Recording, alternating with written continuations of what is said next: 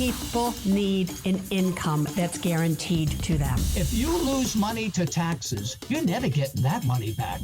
You need to get serious about adding some lower risk. Greed. I don't like greed. The thing to be afraid of, honestly, is the thing that we're not thinking of, the black swan event. There's a tsunami coming. Bye. Welcome to Retirement Coffee Talk with Charisse Rivers. Just coffee talk. There's a lot of noise, a lot of chatter. Who do you listen to? Who do you not listen to? You have to stay focused. A fun and informative look at the issues of wealth, retirement, and protecting your life savings. These advisors out there that were trained to sell, and have all these fees. They don't want to talk about this product, so they make less money. And now, Retirement Coffee Talk with Charisse Rivers. Hello again, and welcome to Retirement Coffee Talk with Charisse Rivers at Zinnia Wealth. Online, as always, zinniawealth.com, ZINNIA wealth.com. Why do I say that? Because I know you're out there and you're listening to this and you're saying, yeah, I got to sit down and talk to somebody sometime. Yeah, well, our website is there for you 24 hours a day. I want you to go there, tool around, learn more about Charisse. You've heard her on the radio. You've heard us on the radio for more than 10 years. And give her a call. Let's sit down and talk about the nuts and bolts of your retirement. And there's always something interesting happening at Zinnia Wealth. Charisse, how are you doing today? I am doing great. It has been an incredible month, to say the least. Always exciting. We get back from the hike and a lot of other things are going on, but we just finished up something that was incredible here in Marion County. It's called Give for Marion, and it's where all the foundations come out, and we are blessed by local businesses giving matches and donations to us, and it's 36 hours of endurance giving.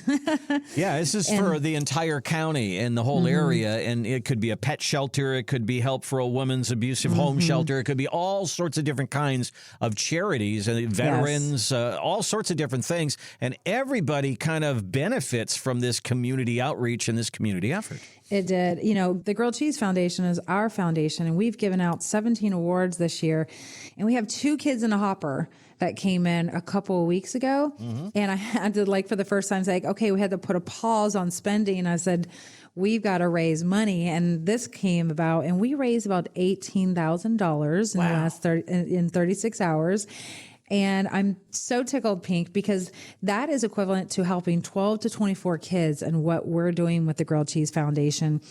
And, we went to the PACE Center for Girls a month ago, and this young lady, PACE Center for Girls is an outstanding place for women who are from 6th grade to 12th grade. Some of them are living outside or in their cars, or they're single parents and they can't keep up, and they're living in cars together, and it's hard for them to go to school. And they reached out to us and said, we have a girl that has been working very hard the last 2 years, and she got Pell Grants to go to FSU. She wants to be an attorney, and her dream's about to be crushed, all because of $1,500 she cannot raise. No family members had no money, no friends, nobody. And she was just bent up into tears. And then when they found out about us a month ago, they went, let's see if they can help us. So we took a check-in, and it was $1,500. Most people think, oh, that's not a big deal. Why couldn't she find the money? You just sometimes can't find the money. You don't have the means. You don't have the people around you. And she dropped down to her knees crying because she had 5 days to get the money in to be able to go to college, or she would not have been able to make it this round, which to me is devastating. It's something so small. So our charity really counts where it's these small things that count the most, and the word's been getting out. So that was just one of the things of the 17 we gave away so far this year. So grilled cheese, what it does is it helps kids. It kind of goes back to Charisse when she wanted to dance when she was in school, and there was no money for dance shoes. There was no money for dance outfits. There was no money for that kind of stuff. And I mean, you need that kind of thing just to participate. And you kind of fill in some of those blanks. We've helped kids get into college, and you've helped them along the way. I mean, it's really, really helping people at the local level. It really has. And now we're actually seeing it happen. And we weren't sure at first if we're are these small things really a big deal? And they're a huge deal. We had a mom and a son who were living in their car. He's been wanting to play soccer. He was only 11 years old. He says, he's the age of my son. And they're like, we can't afford the cleats, the soccer ball, or the fee to get in.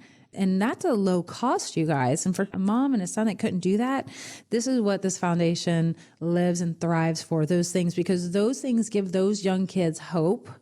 And it's going to make them great leaders, and it's going to keep them off the streets and keep them in school. And that's what the goal is. And we're very passionate about that. You can go to our website and to zinniawealth.com, and you can look up the Grilled Cheese Foundation there and find out a little bit more if you would like to help. Yes. And we're having our first ever casino night fundraiser called Cheddar Royale. It's October 10th at the Country Club of Ocala, if anybody wants to chime in. Nice. And we also have a Cheesy Smiles Club where you just contribute like $20 a month, and that helps 6 months for one child. So we're coming up with really great things. We have some neat board members that are just so clever. So I'm so thankful. But lots of great things. We're helping lots of kids in Marion County, Lake County, Sumter County, and Monroe. That's who it's for. And Alachua. You know what you should do? You should find out where the local hangout is for Green Bay Packer fans. They're all about the cheese and the cheese heads. And go in there and say, I have a charity called the Grilled Cheese Foundation. You guys would love it. And I bet you'd come out of there with some donations. Oh I bet you would. You are so right. You're so smart. Anyways, back to retirement planning, everybody. Let's do it. Let's do it. Okay, so hey, the big debate is over. Jerome Powell and the Fed have started to lower rates. There was so much talk about that. This is the first time this year, actually, that we've had a movement there, and there are hints that they're going to continue to lower rates slowly as we move to the end of the year and we move into next year. So one rate cut is not a really big deal, Charisse. I didn't think that would probably change retirement planning, but will a number of interest rate lowering events change what you do? I mean, are some things you're going to move away from and some things you're going to move toward? Is this going to change anything about what you do? Yeah. So me personally, so interest rates, when they go down, it does change some of the fixed products that are out there. So like CDs, right? For example, certain 5-year fixed annuities, they can go from a guarantee of 5.5% where they're at right now down to 5 to 4.5. So locking in rates. So it is important if you're considering some of those fixed rates to get them locked in for longer term, in my opinion, especially for the retirees who just love that fixed rate and they just know it comes in every year the way they want it. So that's a big deal. And bonds. So if somebody's been saying, hey, I'm going to buy this 15-year bond and it's giving a coupon of 5%, maybe go ahead and lock that in because rates are going down. But I don't know if rates will stay down forever. I don't really know. Maybe a couple of years and before they go back up, just depending what happens with inflation. So if there's things you're considering on the safe fix side, you definitely want to come in and see us and talk to us about that because there's no better time than present. But I will say this. When interest rates go down, people do tend to move some of the safe fixed type of money into the market. Because what we see, the rates come down and the market flourishes. But I have to tell you, it's never guaranteed.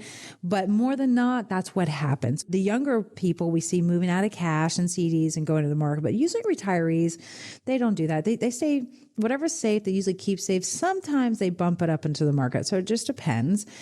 I want to talk about bonds. So interest rates, we've talked about this for years, has an inverse relationship to bond values. So what does that mean? When interest rates come down, bond values go up, right? So even though you could get a coupon bond that's good, you'll also watch the bond go up, which is great. And in our portfolios, we do a lot of fixed income or bond ETFs.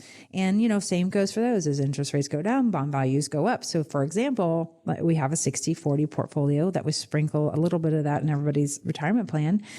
But that 40%, that fixed income bond part of it, we'll probably see the value go up, right? Gotcha. So it's like we're making a little bit more money on the same portfolio in a safe zone. So it's a nice spread. So you will see some differences there, which is great. So those are important.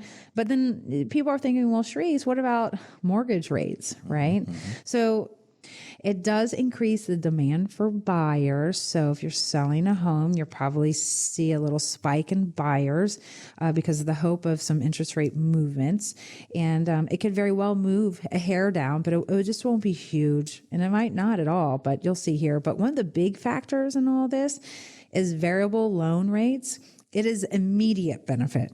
Like I know a lot of people have HELOCs and they're variable rates. So if your HELOC's at 4, you might see it go down to 3.75. Like it's an immediate, but these fixed loans, it's not immediate. It's a lot slower. So I just want you all to know that part. Well, there's some benefits out there for lower rates. Certainly with housing, we know that that's so important to our economy. Buying a car, a lower rate would help. Your credit cards, that could certainly help. There's a lot of different things that will be helpful with a lower interest rate. But for those of us who are moving toward retirement and getting into retirement, we want a little higher rate. And that's where Charisse can help you, is find what's out there right now, lock that in. Even if you're 63 years old and you're not going to retire till you're 65, that's okay. Now's a great time to come in. Let's lock that rate in. Give us a call. Give us a look on our website, 833-368-3680. We'll do a complimentary retirement consultation. What is that? That's a free meeting. That's sitting down and just listening to you and find out what you want to do in retirement and what your concerns are, and then take it from there. There's a gold box on our website, too, ZinniaWealth.com. It says the same thing, complimentary retirement consultation. Click on that box and you'll be on your way. All right, so when I sit down and write out some ideas for the show, I'm always looking through financial news, and I fall victim to this, is you'll see people out there, they're heads of banks, they're heads of corporations, they're big hedge funds managers, and they're all talking in financial news, and they all have one thing in common. They're all billionaires, okay? They just have a lot of money.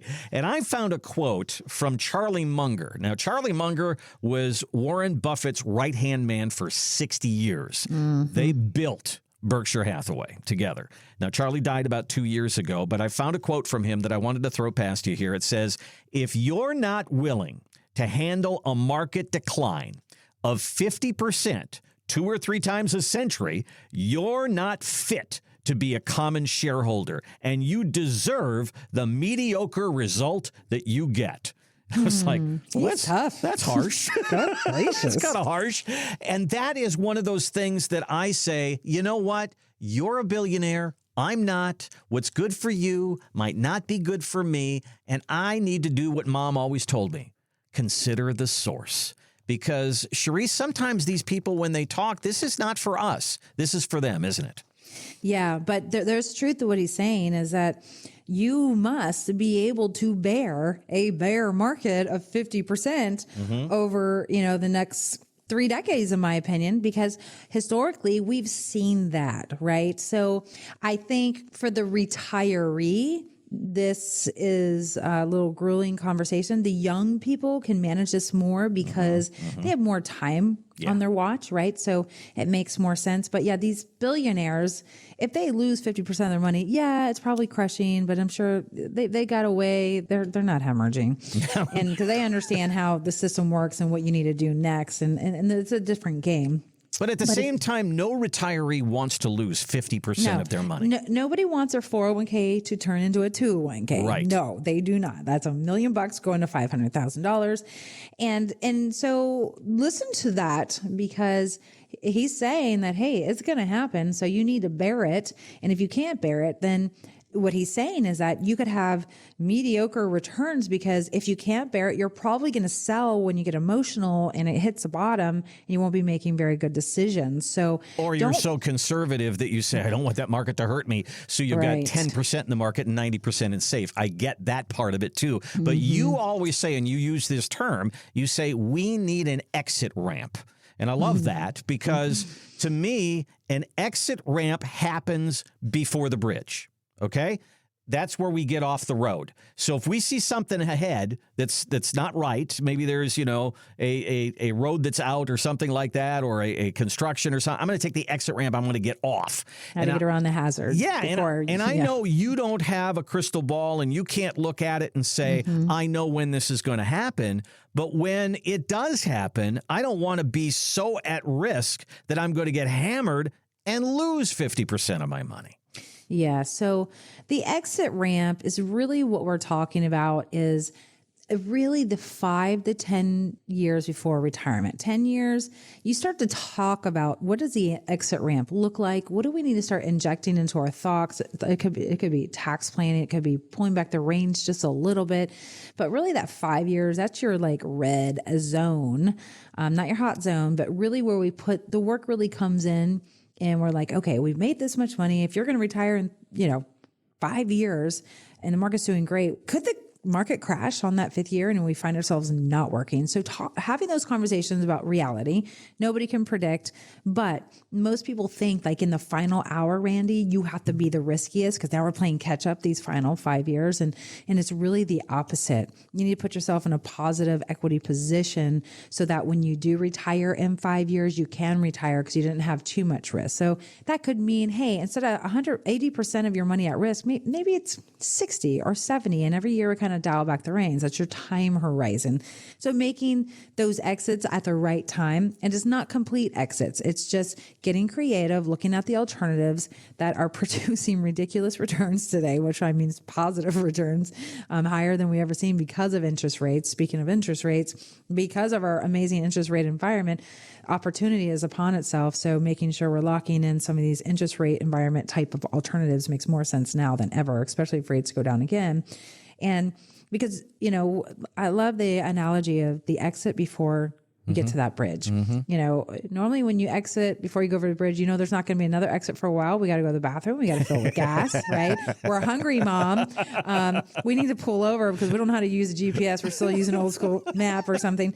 And so you're just prepping yourself because, there could be a tough road to hoe because it might be another 20 miles and you just want to make sure you're ready to go. So that's what we're talking about here, just ramping up for these things that could happen, but you're not totally sure what's going to be on the other side of that bridge. Well, you hear people talk about an 80-20 portfolio, 70-30, or vice versa. Imagine if you said you were settled on 30-70, 30% in the market, 70% in the area that's preserved and in that fixed area. Then if the market goes down 50%, what are you down? You're down 15%. Okay, you can handle that. You can live through that. It's not going to kill you. And you can get through retirement without all that big worry. And we're testing it. We want to test. Hey, if there is a market decline of 50% and we test it on your portfolio and your portfolio is in a failure mode, then you're going to know. We're like, all right, we for sure need to dial back the reins. If we test it at 30% or 15%, do we still survive the next 30 years? So we're testing retirement plans all day long here and stress testing them against different cycles like that just to see where you're at. Because then if you're just like, well, Sharice, I don't know where I'm supposed to be at. I thought I should be having this much risk, and let's test it based on what you have saved. And I think that is money. And that is what comes up in our complimentary retirement consultation that we give away each and every week here on the show. Love to have that meeting with you. If you're concerned about your retirement, you have questions about it, you got worries as you look at the economy right now, there's still talk of recession out there. If you're about to retire, you don't want to retire into that. What's going to happen? Let's get it all on paper.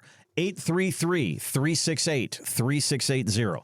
833-368-3680, or use our website, zinniawealth.com, ZINNIA wealth.com. There's a gold box. It says complimentary retirement consultation. Click on that. We'll ask you to put a little information in there, and our team will reach out to you. The people at TIAA, they've been helping teachers retire for many, many years. And they say, if you want a part-time job in retirement, here are a couple that you could explore. The Secret Hotel Sleeper. Luxury hotels are hiring mystery guests to stay overnight at their hotel. And then you rate everything from the comfort of the bed to the service at the hotel, and they will pay you between $100 and $300 a night. Plus, you get free meals and you stay for free. And that seems like a pretty good thing. That's the job. Hello. I mean, fresh out of college. I'll take the Ritz. Give me the Ritz. Okay, there you go. All right, here's another one. Your son will love this one. Eli, Lego sculptor. Companies like Legoland are paying people to build these large-scale sculptures and displays. The top builders will receive between $37,000 and $50,000 a year. Wow, that's incredible. My son is a master of Legos. And boy, I'm not allowed to touch them because I've broken a couple when he sets them up on his desk. But that's incredible. Lego sculptors. Yep. Hey, I mean, I don't know how many retirees want to do Legos. Just say you never know. I should not be judging. We got our engineers out there. You're a grandpa, and you get your grandchildren with you, and you do it together. I kind of like the idea. Okay. Now, this one is a little iffy. Okay, a pet food tester. Pet food. Ew. You heard me right. How much? The people at Purina are hiring people to be pet food testers. The pay is $40,000 a year if you can handle it. How much pet food do you have to eat? How about you know what? I want to be the Pop-Tart taster. Okay. Give me that job. I don't know about this pet food. Gosh. Come on. Our stomachs probably can't handle that kind of food. I don't have a dog anymore. I had dogs for years, and they ate the dry food and threw a little chicken in there. But let me tell you, we've got cats now, and that is some stinky stuff. I'm going to tell you, I've been buying dog food for my little guy. Yeah. I went from hard to soft. And if I had to taste that soft dog food, yeah, no, thank you. And then the chewy soft that's in the refrigerator. I mean, I'm not going to, I'm going to go home and try one tonight. All right. Maybe it tastes like sausage. Who knows? Maybe we're making judgment calls. All right. Know. Tune in next week when we find out what the pets I will try one, everyone. I'm going to do it. Now I'm curious.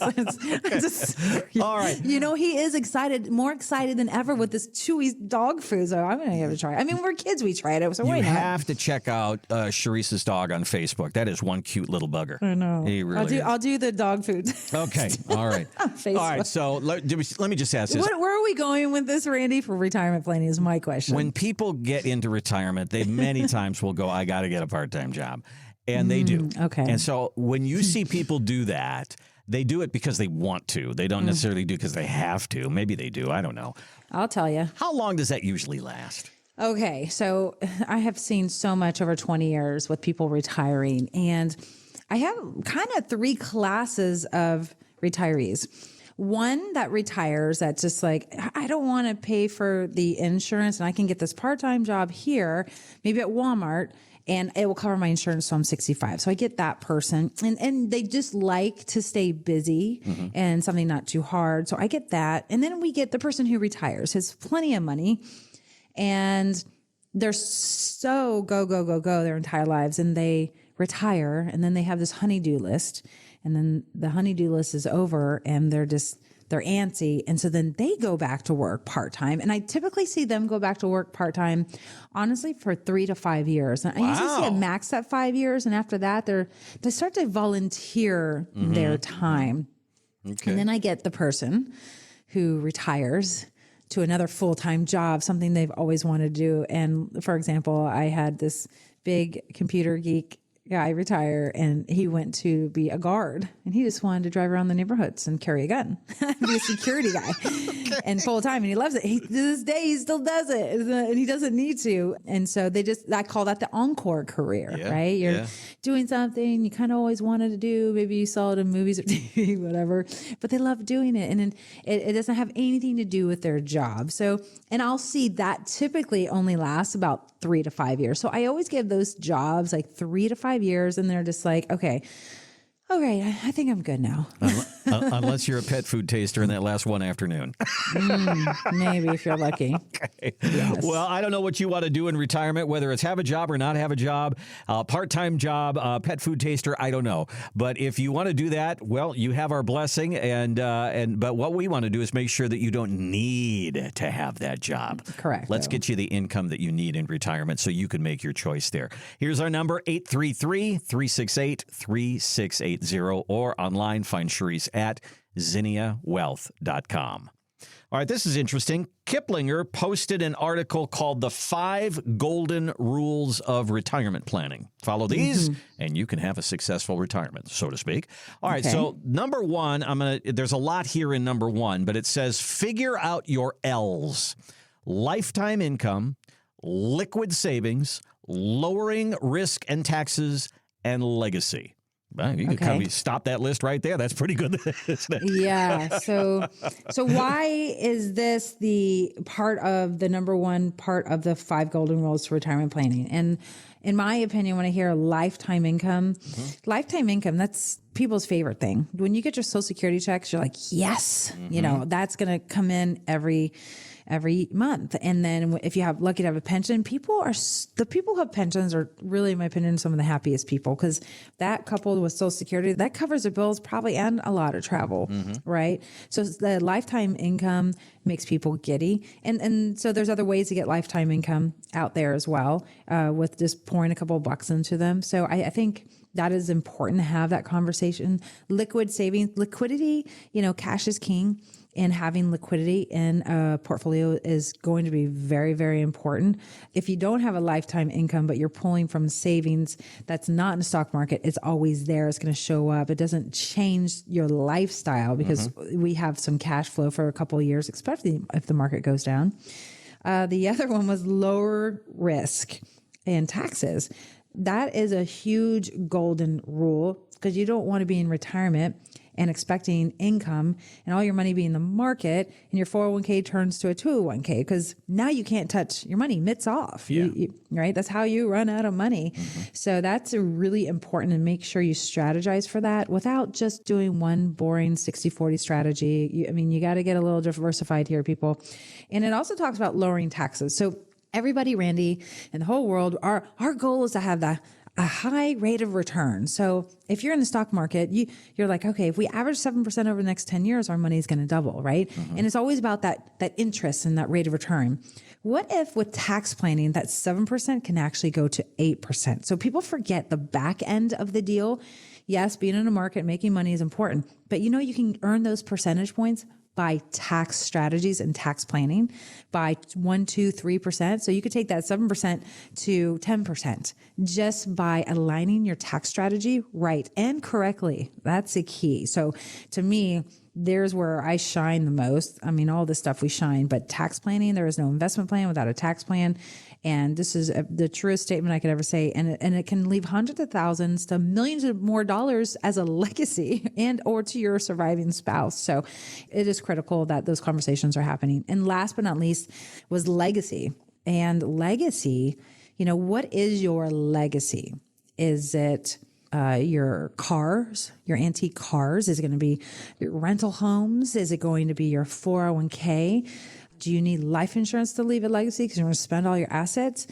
So you have to start talking about that part. What do you want to do for a legacy? Does it go to your kids? Does it go to your siblings? Does it go to charities and churches?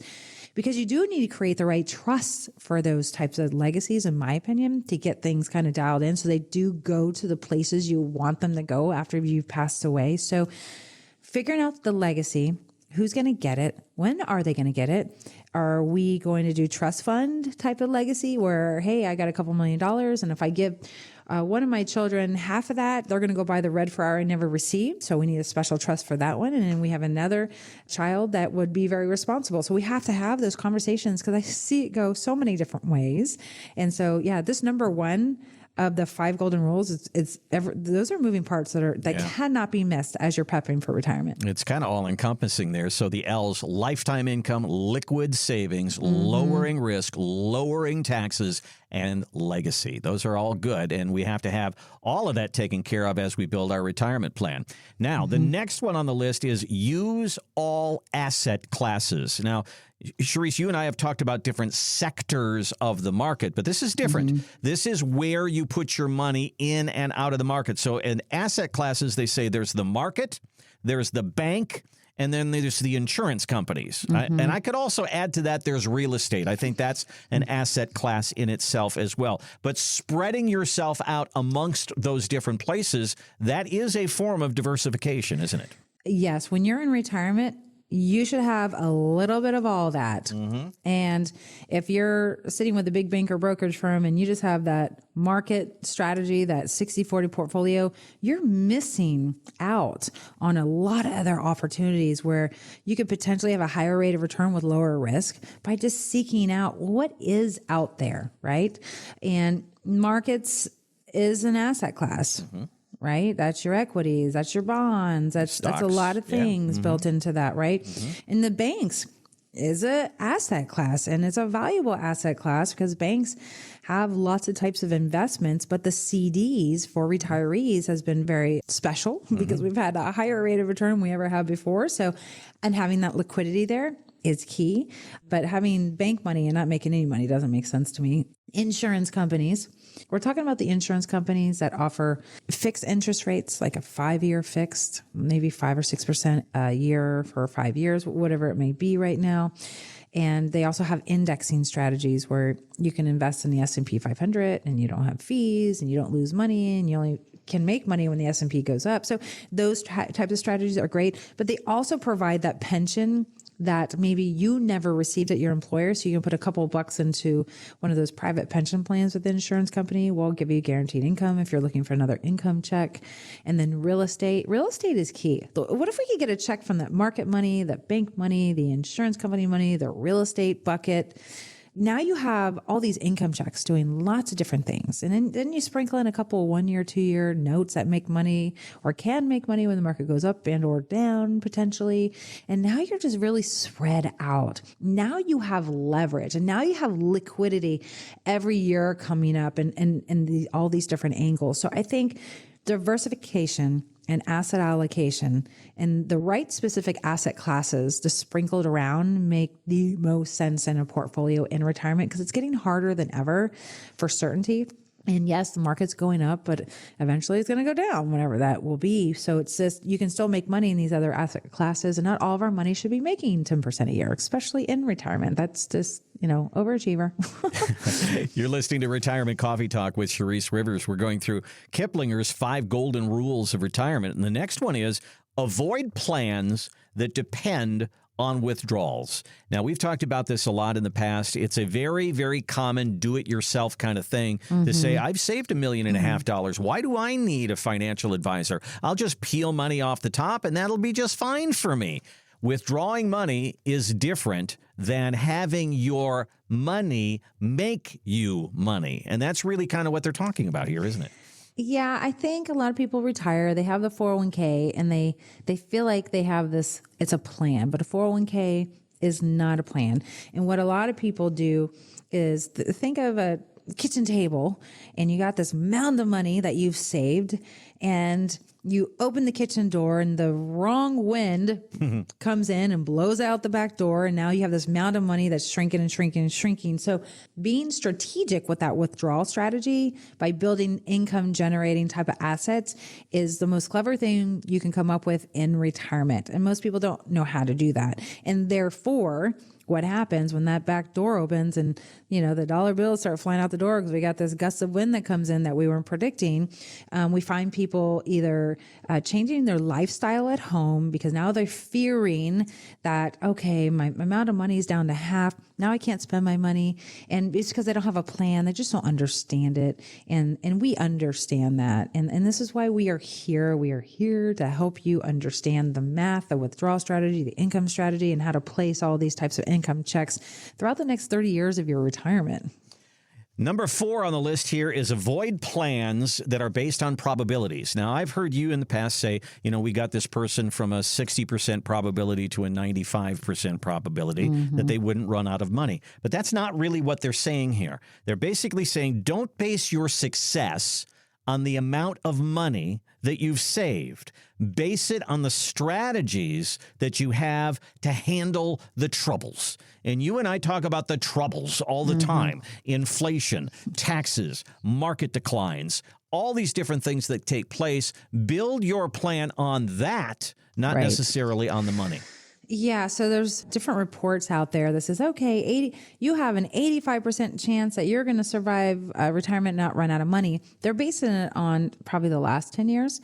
Very few people base it on the last 20 or 30 years. So, and we've done pretty well over the last 10 years, even with COVID, right? And you want to take those dollars, create a plan that is showing income going up with inflation, showing a pessimistic rate of return with all these different bucket strategies so that you can see actually where you land at a pessimistic viewpoint first, 30 years from now. To me, that's the best strategy to start with. And then start saying, hey, what if this happens? What if my husband goes into a nursing home before me and we are out of pocket, $400,000? How much does that derail our plan, right? We need to go get implants in our teeth. A lot of people don't plan for that, and a lot of them want that. What is the cost? What is the remedy? We have to talk about those types of things. What if an adult child says, hey, I need money for a down payment of a house, and hey, I'm needing $40,000 to $60,000. I don't know how many times I've seen that, if not higher. How does that affect? Do we we see any of these things coming down, let's test your retirement plan. And that's what we do. We stress test your retirement plan and we weigh it against all these different things that could happen based on what we've seen over the last 20 years. Therefore, we're probably going to see it again in the next 20 years, and we're probably going to see more and different things take place. So just making sure you're ready, you're prepped, you're tested, and you feel good and confident. The goal is that you enter retirement feeling confident, that there's transparency, and we've tested it among different angles and tested it against different market fluctuation points too. The 5 golden rules of retirement planning. We've kind of gone through 4 here. Figure out your L's: lifetime income, liquid savings, lowering risk, lowering taxes, legacy, asset classes, moving your money around, having a little bit in each bucket: the market, the banks, the insurance companies, real estate. Avoid depending on withdrawals. And then this one that we just handled, make sure that you're not just basing your plan on how much you've saved. Base it on how your strategies are to handle the trouble that is ahead. And then the last one on the list here is your plan should be adjustable to meet your changing life. And how many times have you had a meeting, Charisse, when somebody came in and said, change your plans? You know, this happened, that happened. Maybe it's a good thing that happened, or maybe it's a negative thing that happened. I mean, you got to be ready for it. You do. I mean, I had an example. I had a young lady who retired, and she traveled the world and camped, and she had a good 3 years of retirement. She came back to me and said, Charisse, I'm going to be blind in 1 year. Oh my gosh. Talk about changing the house, Yeah. changing everything, the care she's going to need in the house because she's a single woman. So there's always life-changing events that take place in people's lives. You don't know how many times I've retired people and a spouse passed away. Now we lose a Social Security. Sometimes we lose a pension, but we have already planned for what if somebody passes away in 5 years and we lose a Social Security or we lose a Social Security and pension, because not everybody passes on the pension, right? And you don't get a lump sum for that. And depending on how you set it up. So we want to test for that. And then I'll test 10 years out. What if one of you, depending on your age, go into a nursing home, and for the next 3 years, we are needing home health care or, nursing homes and all that kind of stuff. And we test for that. And then we also test for, okay, everything looks great. We've tested our hazards. Now with these hazards in place, let's test to see if we can take 20 or 40% more income than we ever intended. And we start to play that game of, okay, let's start at 20 grand. Oh, okay. So we take 20 grand for the next 10 years during our go-go years. It doesn't derail your portfolio. You still have a nice little legacy based on a 3% average rate of return, 30 years later. And so everything's just hypothetical, but when you get a written plan, and 1 out of 5 retirees get a written plan across the country, which is ridiculous because everybody in our office gets a written plan, and just showing people, people sit back and relax for the first time in their lives. Like, wow, I get that. That's a real plan, Charisse. I can retire on that and not sweat bullets when the market goes up and down, right? Because there's a plan for if the market goes down. So there's a lot of life-changing events, a lot of market cycle events that change. There's COVID events, there's inflation, there could be hyperinflation. There's so many things, and we just want to make sure we're at least trying to be teed up for some of it as it comes our way. You're listening to Retirement Coffee Talk with Charisse Rivers at Zinnia Wealth. Online at zinniawealth.com. You can find us at 833-368-3680. But a great list there of the 5 golden rules of retirement planning. So we're going to be talking a lot over the next month or so about Medicare. And I go, oh, yawn. Well, you know what? It's not a yawn, because there are more people turning 65 this year than any other year. And the first question you have is, what do I do? When do I do it? How do I sign up for Medicare? I'm still working. What do I do? Yeah, there's a lot of questions there. And so you sign up for Medicare, and then you start to wonder, okay, what's this going to do for me? And now I've got questions. Somebody wrote into MarketWatch and said, I was told that I would be penalized by Social Security if I didn't register for Medicare on time. Can you explain?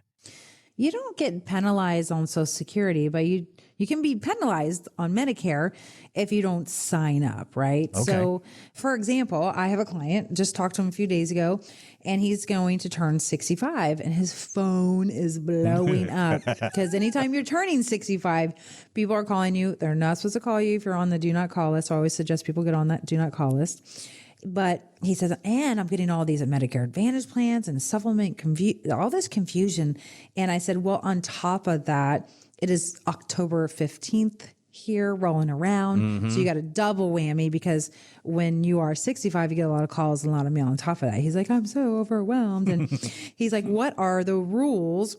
I said, you're retired. We're going to get you signed up for your Medicare. You're going to get a red, white, and blue card. And, you're going to accept your A and B. So you have hospital and doctors. And then we're going to find a plan that covers the gap. And it could be a Medicare Advantage plan. It could be a Medicare supplement. And we started talking about those rules. So, but I will tell you, if you do not sign up for Medicare, there can be penalties. If you don't sign up for a drug plan, then you get a penalty on your drug plan when you do get a drug plan. So there's Part B penalties, there's prescription drug penalties. There is a timing to all of this. So you don't want to miss it.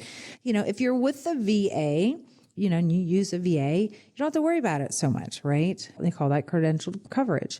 But if you're 65 and you're with an employer and it's called credentialed coverage, then you don't have to worry about it until you leave your employer, right? So you just want to make sure you stay within this 7-month provisional window and you get this taken care of, because it is very confusing. And some of the smartest people I've ever met in my life said, I give up, Charisse. I'm coming in to talk to you. Is how we met some of our clients early on in our careers. And because we just knew what we were talking about. We've been doing it for years. So we make it, I could sit with you, have some coffee, and I could get a little napkin and explain it easier than you're going to figure it out, honestly. Well, if you're one of the millions that are turning 65 this year, this has become very, very important to you. And maybe you're already through it, or maybe your birthday is later this year, like mine, and you're going to have to deal with it. So this is a reason to come in and see Charisse and talk through some of this, have her hold your hand, and you can fill out the paperwork and figure out what you want to do there. Our number is 833-368-3680. Our website,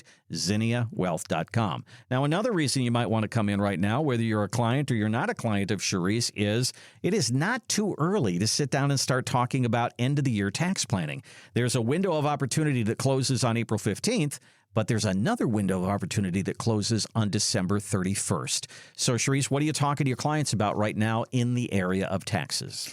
Yes. So we usually have this conversation, Randy, you and I, at the beginning of November, and we've realized we need to start having this conversation a lot earlier because November comes, the holidays are here, and it's over, people. Good luck trying to get in office, right? Yeah. It's crazy.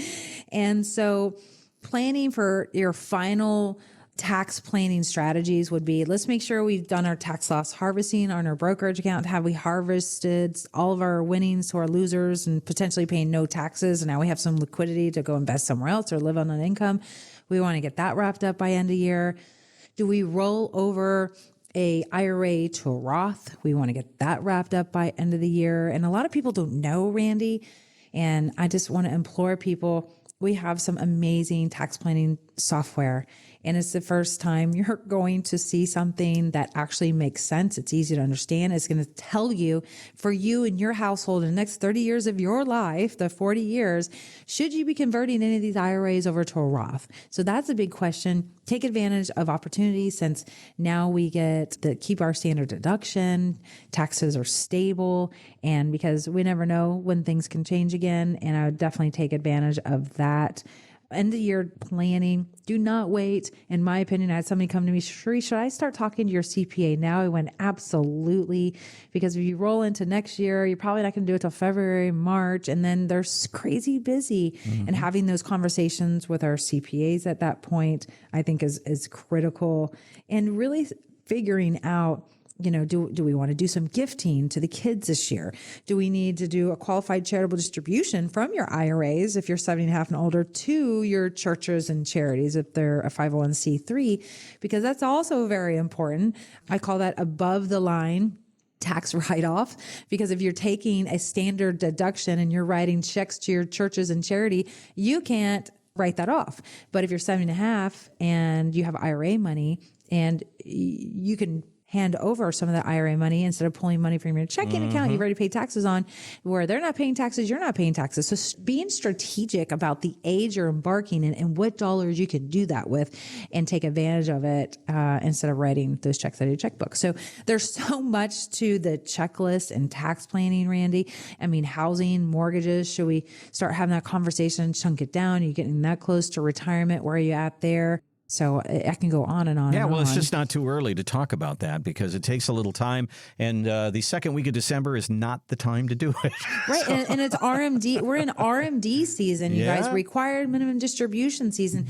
If you have not taken an RMD out of these retirement accounts, if you're turning 73 for the first time, that's a Secure Act rule that came out, you are forced at the age of 73 to take money out of your retirement accounts, and you have to pull it out by the end of the year, December 31st. And no, you cannot roll it into a Roth IRA. You have to pull it out. And if you don't do that and you miss your deadline, you have a penalty coming in 2026. And you don't want that 25% penalty, which can come down to 10% if you pay it back in a timely manner, but you don't want any penalty. Keep that money in your pocket. So again, RMD season is upon us, and the rules and what can you do and how do you reinvest it if you don't need to live on it, that is also tax efficient, and coming up with that plan, because that tax plan is critical, and you can save hundreds of thousands of dollars to millions of dollars to your surviving spouse, even yourself and your legacy, and so that you can enjoy that money while you're still breathing. Give us a call. Give us an opportunity to sit down with you, get a date on a calendar. Let's get to it.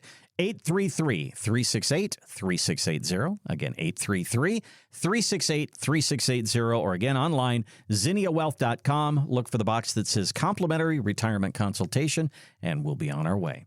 Charisse, that is all the time we have on today. I'll give you the last word. All right. Well, thank you all for tuning in. We're back to school, getting ready to bounce in October, and Halloween will be here before you know it, and Thanksgiving. So hit the rewind button on the show. We talked a lot about planning and the checklist and the things you need to do. And you can catch us on iTunes, Spotify, YouTube, and even on your podcast phones, on your Apple phones, and see what we had to say. And as usual, live by design and not by default. And we'll see you here next week. This has been Retirement Coffee Talk. To find out more about how the strategies we've discussed on this program can build the retirement you've been wanting, call Zinnia Wealth at 352-368-3680 or visit us online at ZinniaWealth.com.